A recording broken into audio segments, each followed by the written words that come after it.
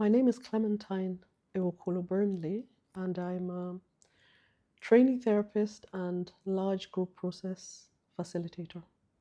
Wonderful. And how would you summarize your workshop?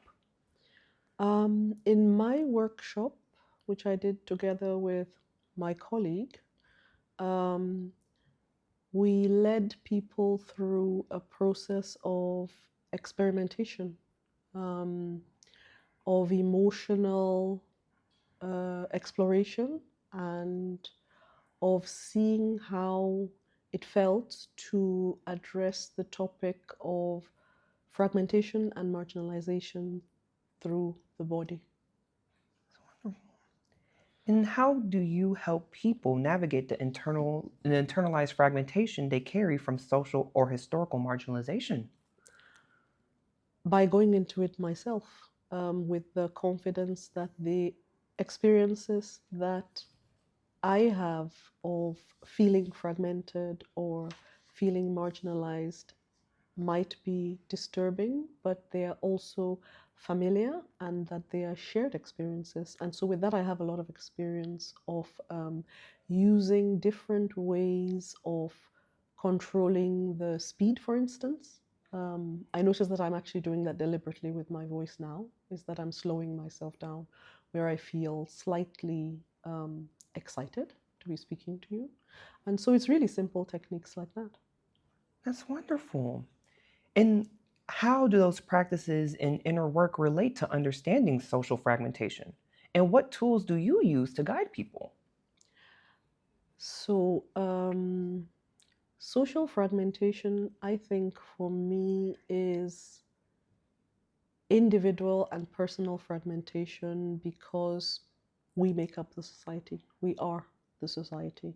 And so I assume that um, out of what seems a uniquely individual phenomenon, um, with support, I and anyone else can make their way into a connection, into a realization that perhaps feeling isolated or even internally feeling as if I'm in contradiction, yeah, feeling a little bit confused is actually a portal to being able to make my own sense out of where I find myself and to be able to connect to myself, actually. I think that's the most important support tool that I would offer to people who are having this experience. And is there anything else that you would like to share to our audience today? Only that the practice that I've developed, I think, is a practice of using internal experience as a guide to deal with external situations which sometimes feel overwhelming and having a lot of fun with that. I'd like to share that with them. Is having fun is important. When I witnessed yesterday also what was going on in day one, basically, and that what you offer to people as kind of like after the the fragmentation was really palpable in the room, was probably a really good moment of breathing and grounding. How would you describe what you did in your words? I'd say that it was more intuitive, was to look for what was happening in me internally and then to follow that intuition. And when I came in, I felt very heavy when I came in, and I felt as if I felt very serious. I think I actually said that as well. I said, this is really serious. And then I noticed that actually deep down inside, I felt quite playful, which was it was a contrast. It was different. It was like another kind of polarization. And also because there'd been such a lot of talking, I felt as if it would be nice to do something different, just to have a change of the way of doing things and going into relationship. And so that would be my explanation for that decision is do something which isn't at the moment happening in this particular way. So go into contact. Find a way of going into contact in a different way, maintaining respect, but not being stiff about it. Thank you, and also thank you for that voicing the playfulness within you and how to bring it in contact and how to bring it in a relation. And I wonder when you detect, how does fragmentation show up in you, and how does it show up in you? I think for me, it really shows up very clearly as a sense of I get confused, right? I get confused and I feel out of things. And then I want to withdraw, maybe just to sort out what's happening with me, because I have a feeling I have to be clear, right? And so I think already there I notice a sense of pressure about it and a sense of not being what I should be. So some critical figures show up in me. And I think that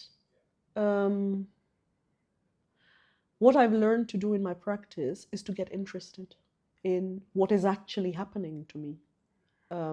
As a facilitator, sometimes I'm also interested in what's happening to the group, but it's a very specific way also. It's a very specific attitude which expects everything to be present and actually wants to welcome everything.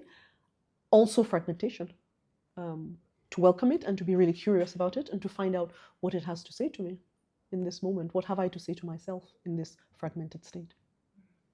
Yeah, that's wonderful, and that's also really a good sort of like recipe into quotation marks, or a good detector for everybody who wants to see perhaps the video as a kind of like after the summit to revisit what was happening, and maybe you could also give a sort of short, what is your clue or your secret or your recipe for staying curious, staying connected, staying open, or and to be able to relate with the other person? Well, it's a lifetime of preparation, I'd say, is always a good idea. But since most of us are not given notice of this at the beginning, I'd say start to develop a practice now. I like to ask people to stick with what they already do quite well, but also to leave themselves open for experimentation. The thing that I do almost immediately when I start to have that feeling is I stand up. I stand up and I say to myself, hey, this is what we're doing now. We're fragmented. Let's see what this fragmentation is like. And I talk to myself in that tone because I've practiced it. But there are other people for whom that would be really horrific. So if it's horrific for you, don't do it. Do something else that you do. Some people have like touch meditations that they do, or they might have a visual meditation, they might look around. I'd say each person is so individual. Find your own way. You can try other people's way out, but don't expect it to suit you. Find your own way of staying in contact with yourself and find out what works for you.